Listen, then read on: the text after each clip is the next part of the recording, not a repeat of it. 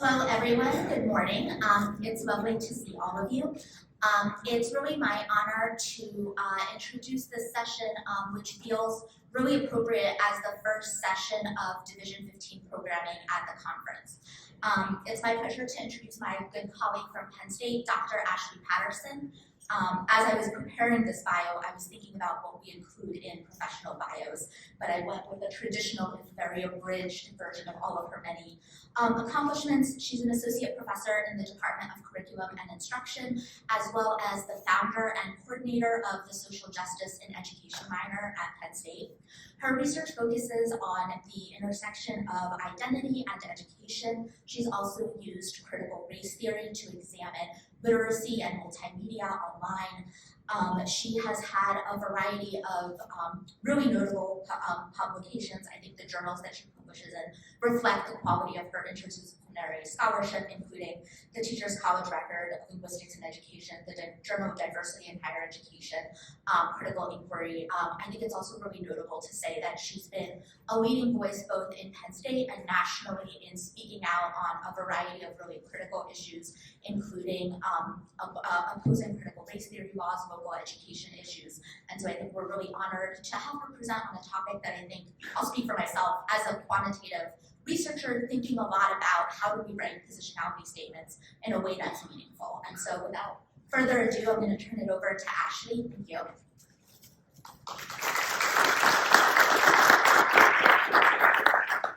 Thank you so much for that introduction and really for putting me on a trajectory to be here today. We've been doing some work thinking about how to infuse equity into the world of ed-psych with some of my colleagues there. I'm a mild outsider, as Alex mentioned, so I'm not an ed-psych person myself, but I think that maybe that is some of the reasons, an opportunity for some change, to do some more interdisciplinary conversations across our fields.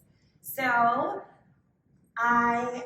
one of the things I always insist with my students, and this is one of the many things I picked up from one of my Shiro's bell hooks, is that I never ask people to do anything that I wouldn't also do myself when we're in a learning context. So I am hopefully going to talk not that much in the next 15 minutes. I'm really hoping that we all do a lot of talking and thinking about ourselves.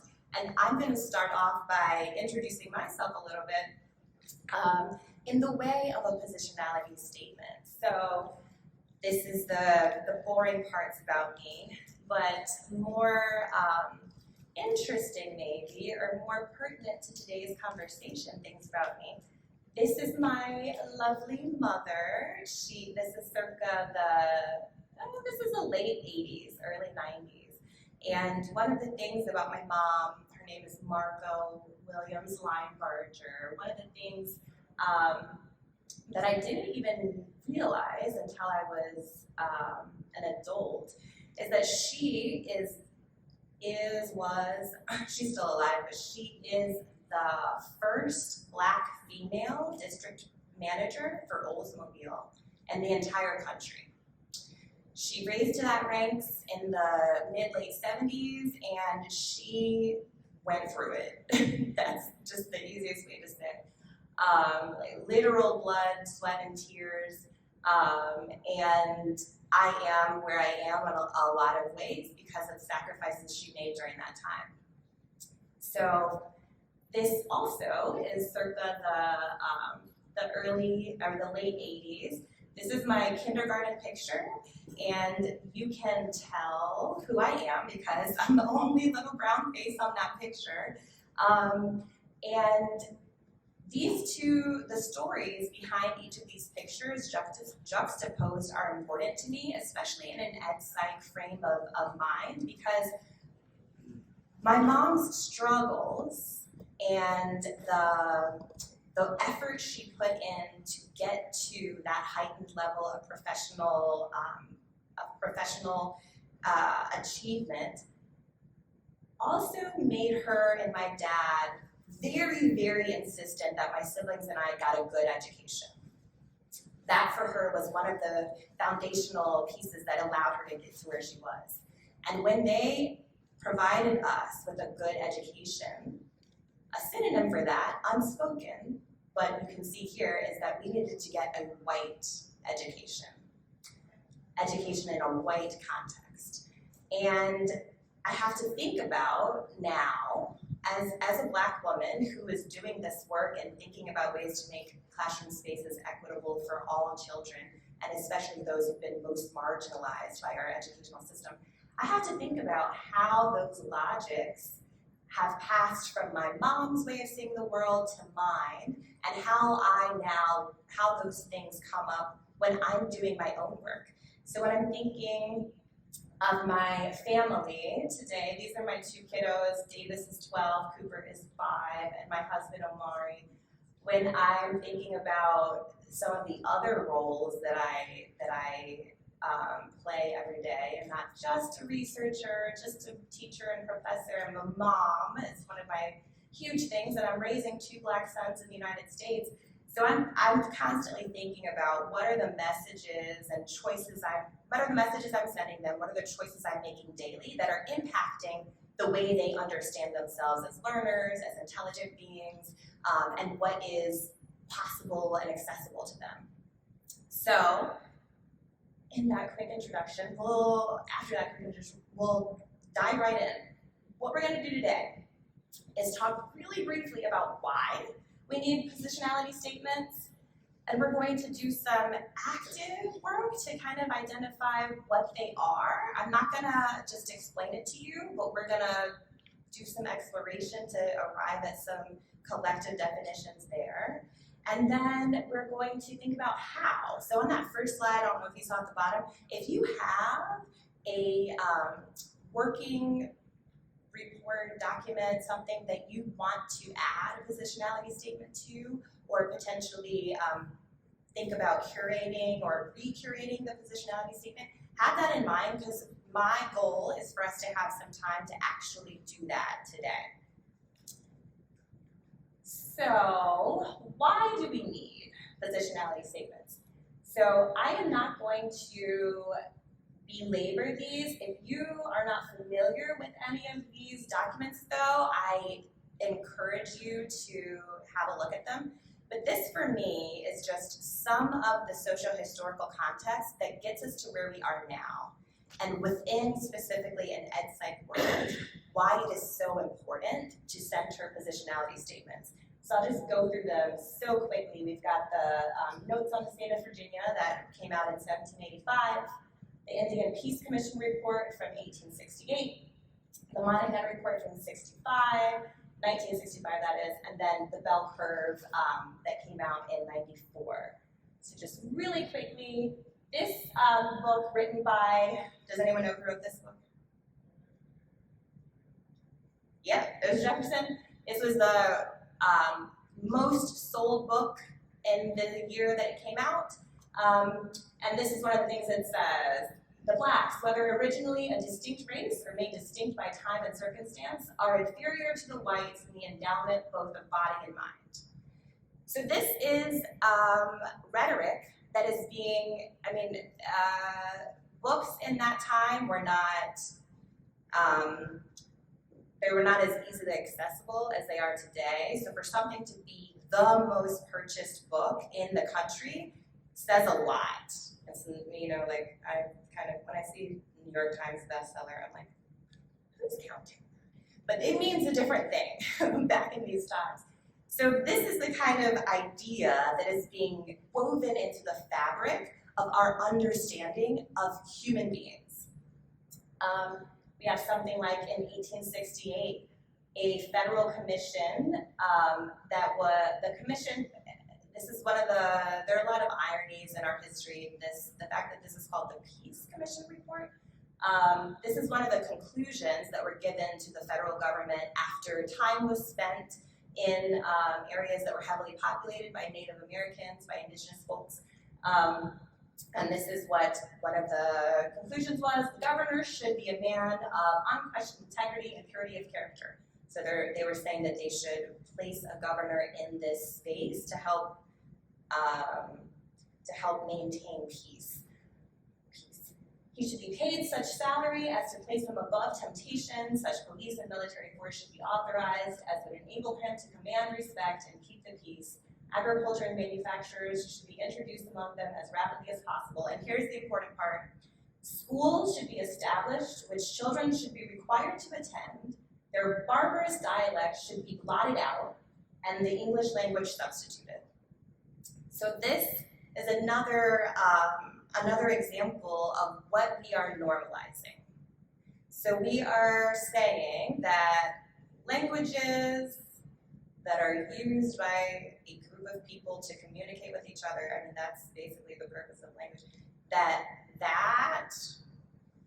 social act is barbarous and it needs to be replaced. So again, if this is the way that we are conceptualizing our understandings of who gets to be human and in what ways, it doesn't come as a surprise that in the Monahan report, which is another federal report that I don't know if you can see the title, but it's called the Black Family. Oh, what is that? It's explaining. The attempt was to explain why Black families in the United States are endemically suffering. So these are some of the biggest takeaways from this report. I suggest that you have a look at the Monahan report revisited. It was a publication that came out in 2013 that talks about how any of these statistics have counter statistics to go with them. But when Congress, it's testified in Congress about the importance of this report, we're understanding how we're normalizing our ways of thinking about Black families, and things like meritocracy can really be supported by data like this. If people aren't trying, if they're not pulling themselves up firmly by their bootstraps, what are we supposed to do? It's not our fault that the divorce rates among Negro families are 40% higher than whites. It's not our fault. And we can't dare say that it has anything to do with the fact that we're working in a criminalization system that is systematically targeting Black fathers of those households. No, that can't be it. It's just because people don't want enough to be good.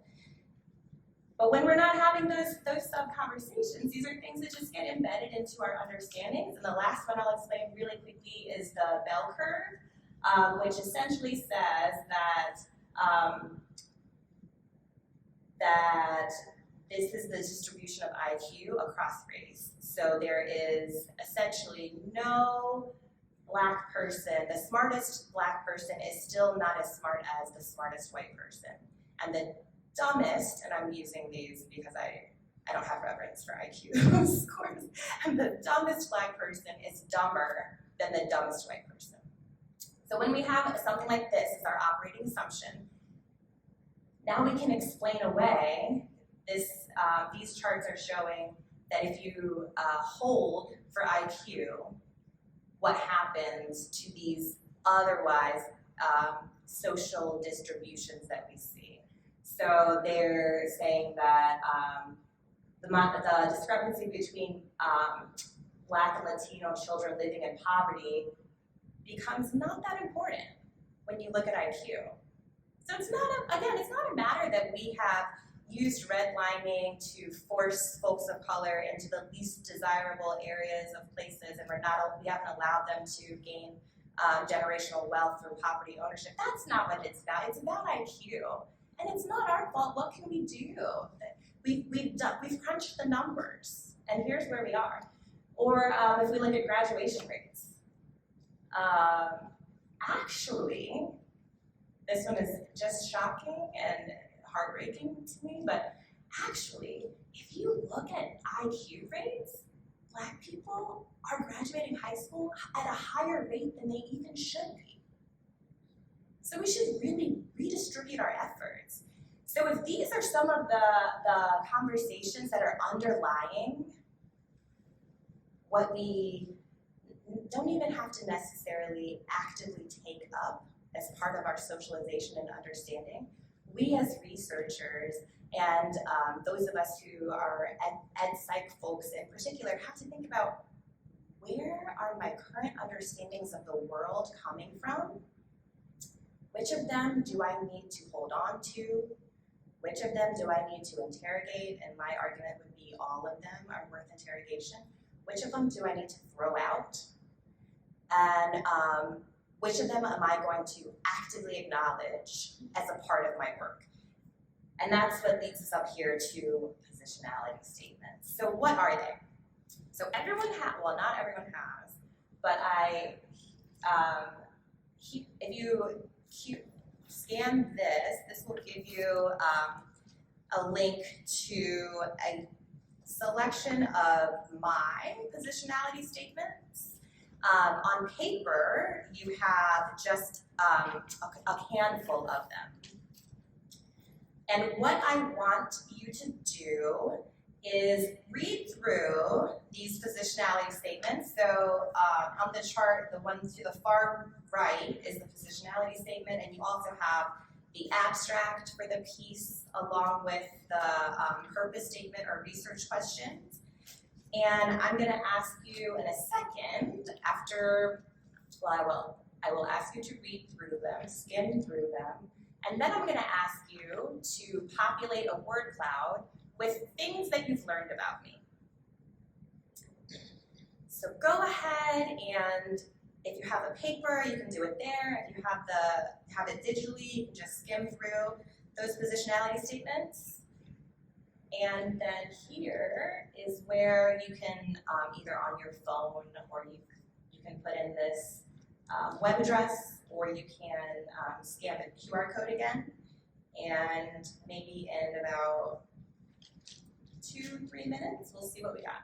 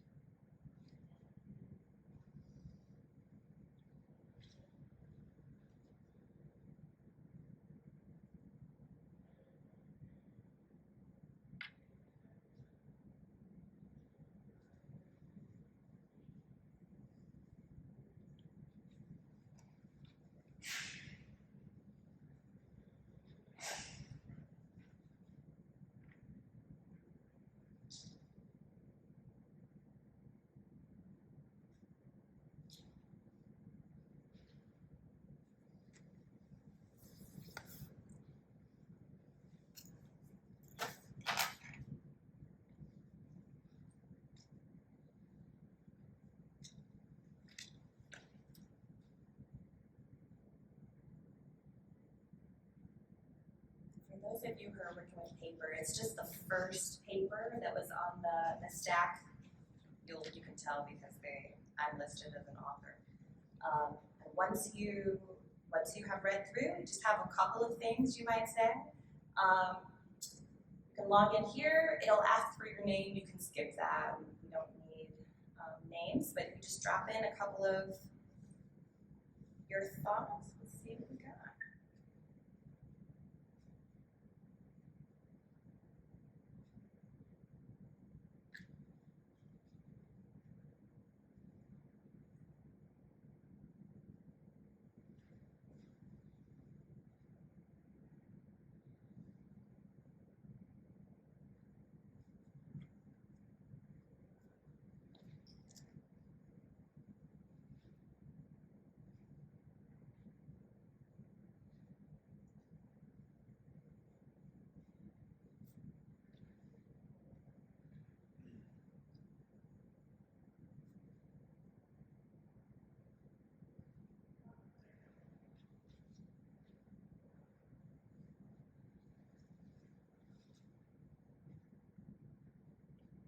Still changing a little bit, but it's saying slow down. For someone who was working with a paper, because you didn't have access to all of the same things, can I get a brave sharer to tell me if you see anything on the chart that you did not learn in your examples?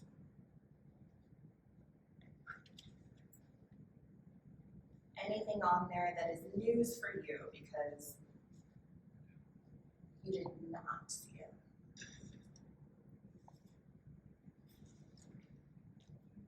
I don't think I saw, I may have missed it, I don't think I saw the word elementary. Elementary. And I think it separates words, but specifically, I know because I know these, that it was talking about me being an elementary school teacher. You didn't have that? I don't think I have that in these. No? You probably didn't? Anyone else have one that is new for them? They're seeing up here and like, I didn't. Yeah? I didn't see cis woman on there. I saw that you were black woman, but I didn't see that you were cisgender. So cis woman, cisgender woman, that is up here, but it wasn't in what was in your examples. Anyone have any ideas about why some of us might have seen some different details? I'm the same person. I'm a contributor to each of these publications or drafts. Why might some, and those are pretty specific details, yeah. Is it because our own identities serve as a lens through which we read the material that you've given us? Ooh, I love that answer, that our own identities are the lens through which we're reading this material. So I'm understanding that to mean this is my interpretation that I'm adding based on my own lived experiences, that it is really validating and important and life-filling for me to find connections with other humans. So when I'm reading about someone, things that I identify with kind of pop to the surface. I love that explanation. Yeah?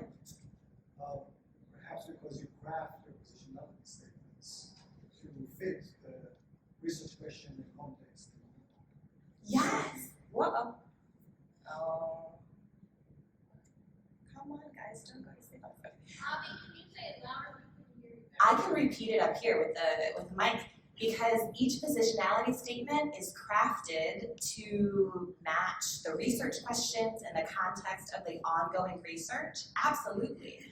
It is not vital or important for me to explain to you that I was born in Detroit and I lived there for about 12 years, but I also lived in New Jersey and New York in between, and then I moved to Atlanta, and the longest I've lived in it anywhere is 6 years, until now I'm at Penn State, right?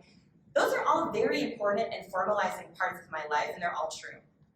But when I'm talking about something like what it means to work with an intergenerational group of Black women, that's not as important as letting you know that I'm a cis woman in that space, and not all the people who identified as women were cis as well. Now all of a sudden that's a way more important piece of information. Similarly, for instance, in Alex's example, she didn't know that I was a former elementary school teacher. It's very much a part of my life. It very much drives the way I think, specifically about why I center children. And I'm always thinking about how is my work going to impact kiddos. That's a lot of the reason why.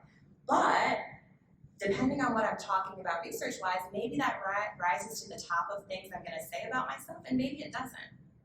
And I love the juxtaposition of these two responses, because I think we have, for me, the functionality and then the spirit of positionality statements. So while all of these things are the functionality, I think it is of vital importance that you know, as a reader of my work, what orientations to the world and to the work I'm bringing to the table. Because if I don't explicitly state it, then I'm potentially not acknowledging that, you know, my understanding of IQ has a lot to do with an assumption that Black people have lower IQs than white people.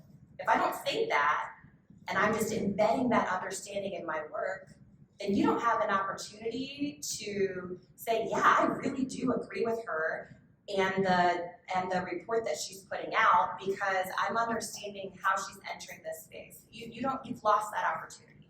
So that for me is part of the functionality of position statements. And on the other side, the spirit of this, we are humans doing this work. Hopefully, I think in the most social justice oriented realm of this work, we're actually doing it for the service of other humans, right? It's not for the praise and glory for most of us in the room. And if that's the case, what a gift we're giving to others by letting them into a little glimpse of our lives, of who we are. Demystifying this understanding we sometimes have that, which I definitely was encouraged to think as a K-12 student, that research reports and textbooks and anything like that kind of fell from the lap of God into our classroom desks.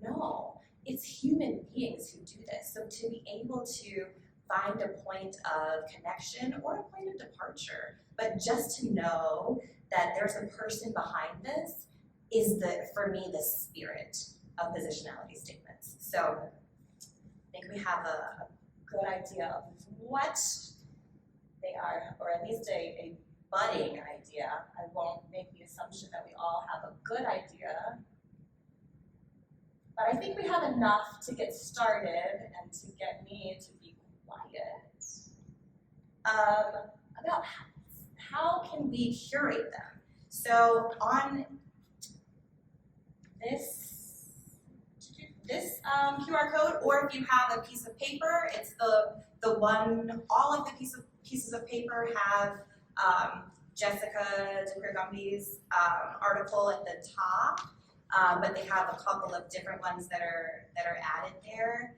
And for the record, I think that is a master class in positionality statement writing, specifically in mixed methods work. And I know, like, Alex identified herself as a quantitative researcher. I think that sometimes there's a more difficult sell in that realm, and she does a really, really expert job in this article of breaking down some of those potential barriers. But if you have a look here, again, you have the abstract, the purpose statement, and a positionality statement. We are going to, after you've had a couple of minutes to review those, we're going to make a list of what we think positionality statements need to include in them. Based on these artifact examples, what are some of the things that you're noticing as you read them and compare across the different ones? So everyone only has 2 or 3 to look through. If you go on the QR code, you'll have them all, but I'll give you a couple of seconds, and I will encourage you to talk with the people around you as you are identifying things. So maybe after everyone's had a couple of minutes to quietly read through, I would love to hear a murmur in the room.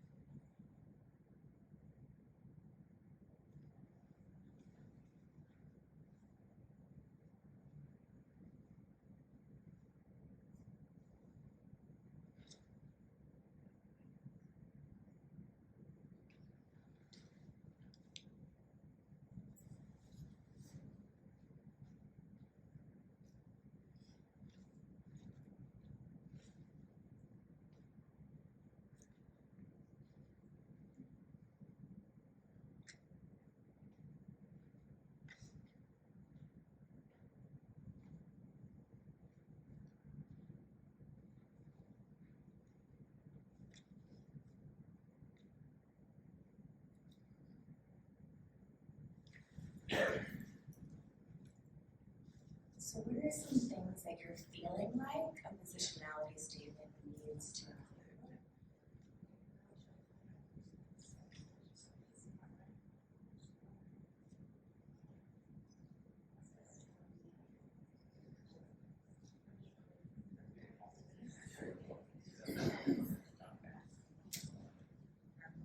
I love the initiative. Some people are taking a move around, swivel.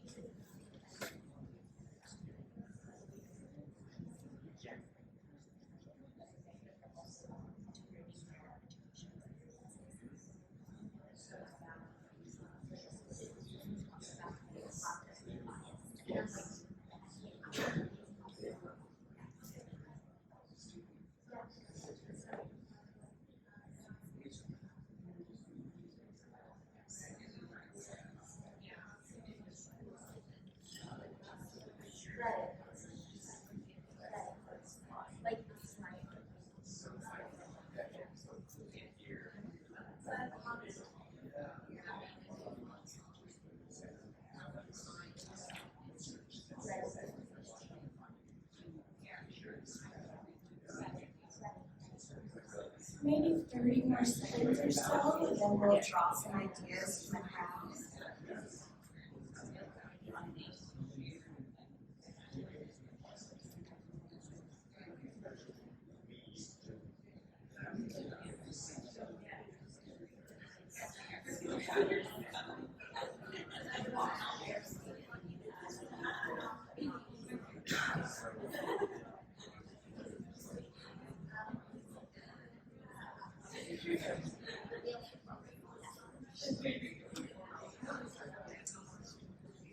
I am loving hearing all of the chatter. Does anyone want to share anything with us? We're going to crowdsource. Anything that we are identifying as a necessary element of a positionality statement? Something and maybe you're not feeling so confident about saying it's absolutely necessary, but let's just try it. Yeah. I don't know if I would say it's necessary, but in one of the examples, there's like language I want to steal, which is positively biased, which is kind of like I think about this as a quantitative person, like I am oriented toward data in these particular ways. And I think that's a really helpful way of thinking about how do you explore your biases within, and as any researcher approaching data. Albert? Yes. Ashley's gonna repeat it, or do you want me to say it louder? Can you see it up here? I'm trying to take notes. So I said I really, can you hear me? Can you hear me now? and I can repeat for you. Okay, yes. So Alex was saying this idea about being positively biased, which is explicitly explaining the ways that you are oriented towards data. So I think a bias, she didn't say this part, but I think that bias has a negative connotation to it, right? Like bias is not a good thing. We don't want bias. And what this author, for me, is effectively doing is removing some of those underlying notions of bias that are necessarily negative. What I'm doing is just explaining to you how I am coming to the table when I'm thinking about data. And in this case, it is, they give some further explanations, but She describes this as her positive bias. I'm trying to get a microphone for the audience. Oh, okay. Please carry on. Anything else that we saw and liked, or that we think is a necessary part? Yes? One of the things that I saw was, I think it's the third one, where they're writing, the way that I want to put it is like, there are limitations towards the data. So they were writing about a Latinx population, but none of them were Latinx. So they like basically stated that they were like professionally experienced in the population, but not personally, which I feel like is really important to like separate the professional competence from the personal competence.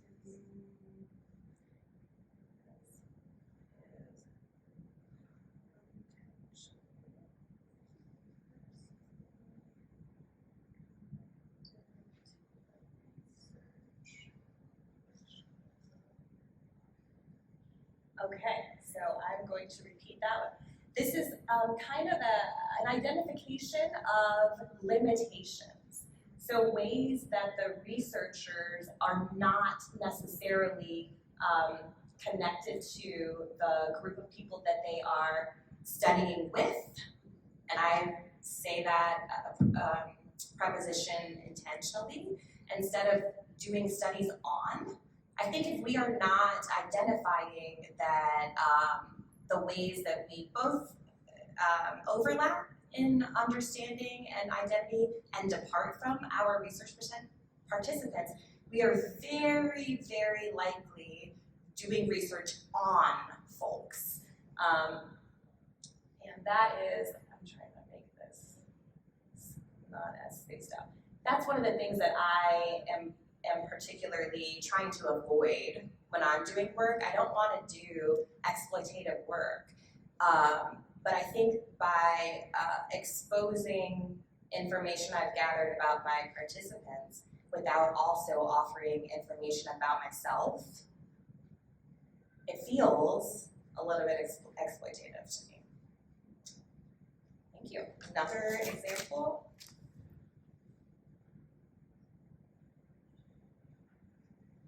That's important. Oh, we have one in the back.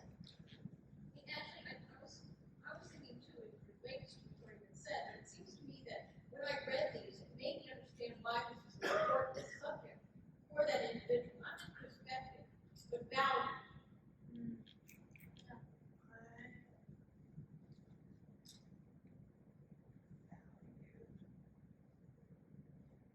So this to me, we're learning why something is of importance and of value to the researcher.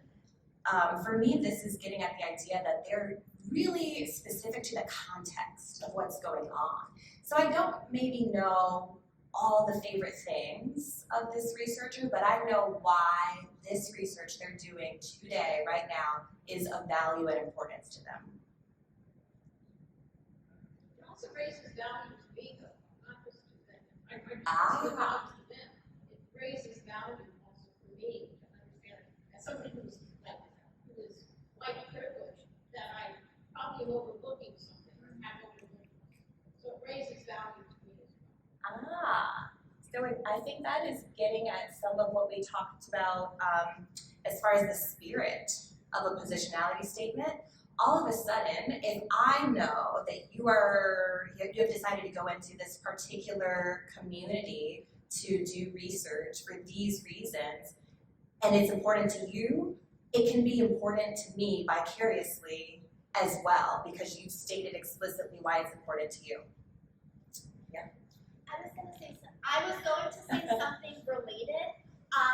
Mildred Boveda, and I'm sorry I'm blanking on the co-author, just wrote a really interesting paper on positionality statements, and they talk about them as exploring power.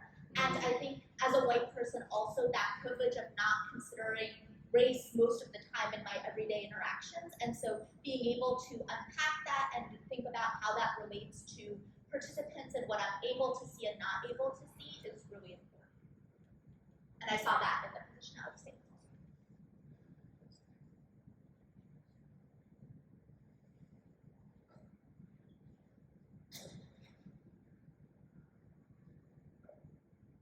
really rough notes, y'all.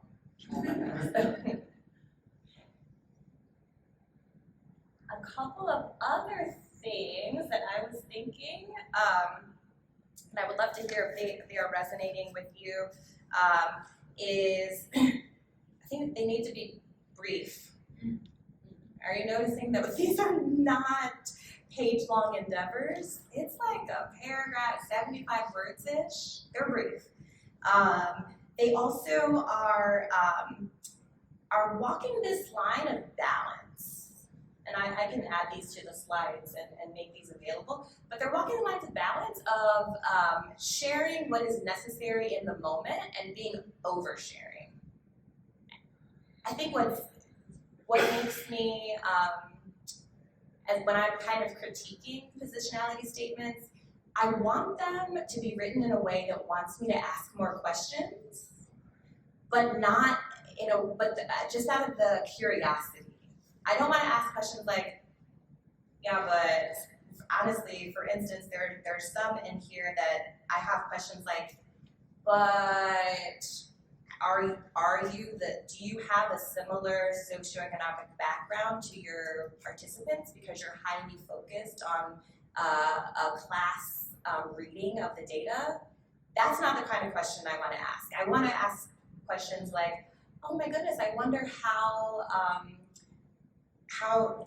just thinking of one of mine, where did you study abroad and where did you live abroad? I'm really interested in hearing those details.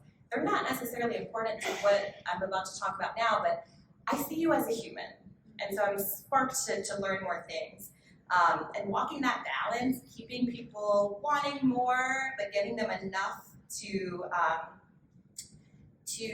meet the needs of the functionality of a position statement is a bit of an art, I think, to these. And that goes along with the pertinence to the study at hand. You don't want to be including things that make the person ask, now why did they tell me that? I don't know, what does that help for this? It's almost like with my 12-year-old, we've been talking about, he learned foreshadowing in school, and I don't know if any of you know anything about like teenager humor, but it's like my least favorite brand of humor.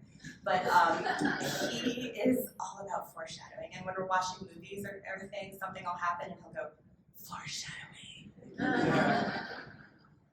And at least he's making nerdy jokes and not fart jokes like my 5-year-old, but sometimes you can get yourself into this tricky situation where with positionality statements, when you drop some information and the reader kind of is naturally oriented to wanting to see that come to fruition.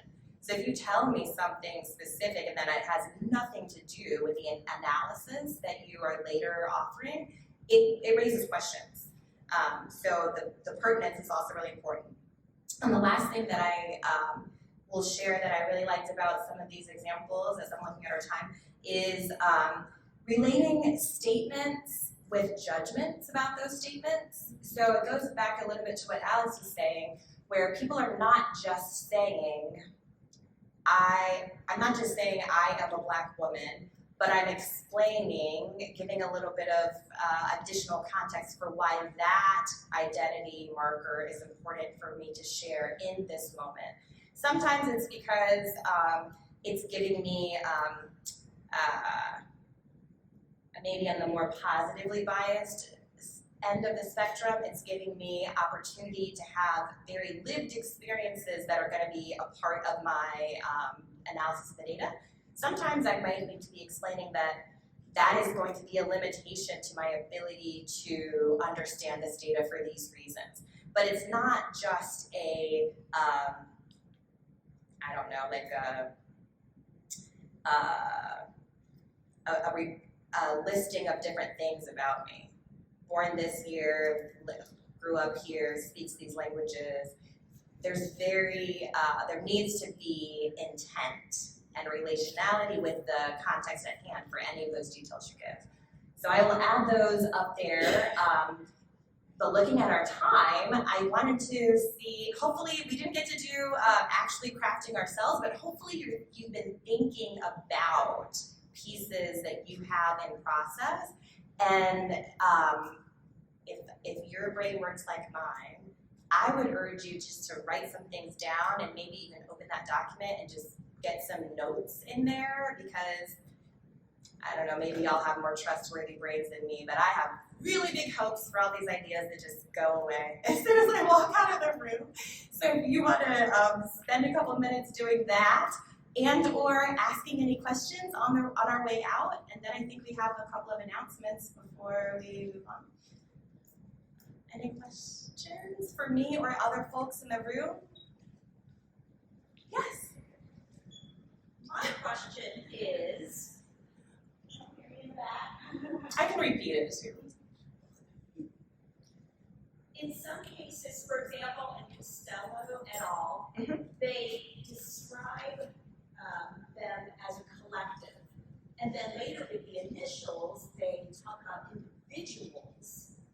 Is there any rule of thumb or thought process on that? Yeah, so I included that one, and then there's a couple of other ones that very distinctly are like, this is author one's perspective, this is author two, and then the Costello would be an example of the both, and then I have too many papers up here.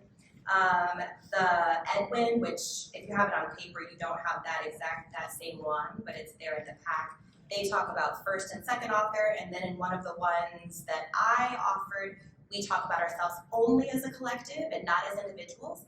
So I really think it depends on, a question I'm always asking is, what is my goal for this statement? Are there things that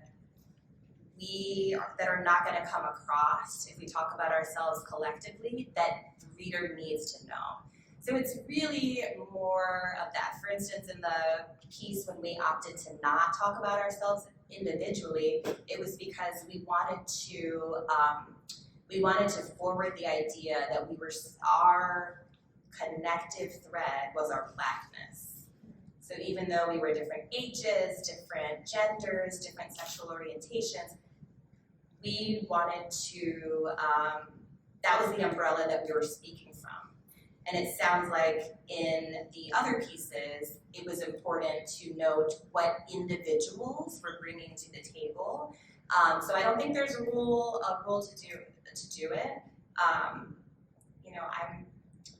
in a process linguistically of removing violent language from my, this is a total side note, but I'm removing violent language from my everyday speech. And some of them are super obvious, like shoot an email and stuff. Like, why do I say that? Why should I say it? But rule of thumb, I don't know if anyone knows the word. You were allowed to beat your wife with impunity as long as the implement wasn't larger than your thumb, the thickness of your thumb. So that's where rule of thumb comes from. So it's another on my list of things that I am trying to not say. But that was for free. Any other thoughts? Time is our enemy. What is your suggestion to teach this for students? To teach this for students, read examples of them and practice is my suggestion. And what we really didn't get to talk about that much today, but before you can even get into the writing, you have to do the self-work. So you have to identify, what are my habitual ways of thinking that very, very much impact the way that I move around the world, the way I understand things as normal. For me, I know our brains want to be as efficient as possible. So if my brain is interacting with something that it thinks is normal, it doesn't spike any type of response. But in those moments in my everyday, when my brain is calling upon me to notice that something needs more attention, those are where I start doing some of that self-work. So for instance, another conversation with my 12-year-old, and I'm looking at time to start, I was gonna tell him that my 5-year-old was being really he just was not listening to me, he was being all over the place. And I said to my 12-year-old, oh, your brother is being such and I paused, and he was like, why did you pause? because I was gonna say princess. And I think you know what I would mean if I was saying princess, right? And he's like, but then I was changed it to prince, and that doesn't have the same impact. And now I'm thinking about anything else I could say, and I could say he's being a diva, or he's being a drama queen, and my 12-year-old was like, and all of those are gendered things. So we had this little conversation about, it's messed up. It's really messed up. And if I didn't pause myself to just interact with those ideas, that kind of tingle in the back of my neck that happened in that moment, I wouldn't have had that opportunity to start to think about why am I considering, why is that okay? Why is that normal? So that's my other suggestion, is to do the work, to stop and spend a couple of moments whenever you interact find an interaction that makes you think, what's going on here? Why is this happening? Okay, I've taken enough of your time, and I know we want to, should I just do the promotion? Come up here, please, and get yourself some goodies, some 15 goodies. We got some hats. I'm not getting paid for this advertisement. We got some hats and some snacks. But seriously, thank you so much for your time this morning, and I really hope that you enjoy the rest of your conference.